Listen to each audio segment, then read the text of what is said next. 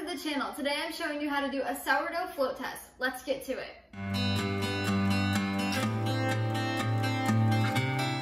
The sourdough float test is the easiest way to know if your sourdough starter is ready to bake with.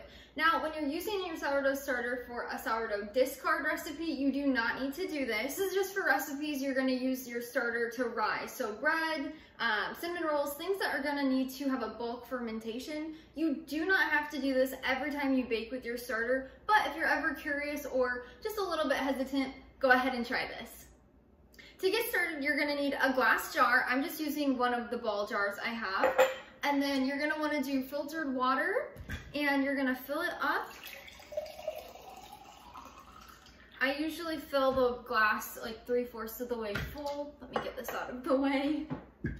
And then you're gonna take your sourdough starter. Usually what you'll do, you'll feed your sourdough starter 4 to 12 hours before using it to bake with. So go ahead and do that. And then you'll perform this float test right before you're ready to make your recipe. So you'll take 1 spoonful of your fed sourdough starter, just like this, and you're gonna drop it into your water.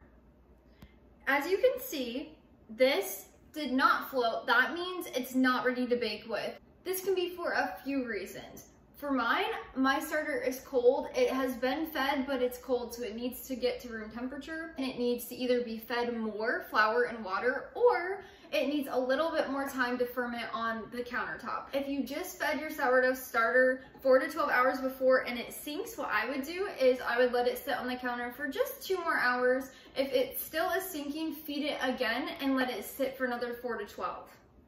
When your sourdough starter floats like this, if you guys can see that, that means it's ready to bake with. You can now use it to bake breads and anything that's gonna need a rise or a bulk fermentation.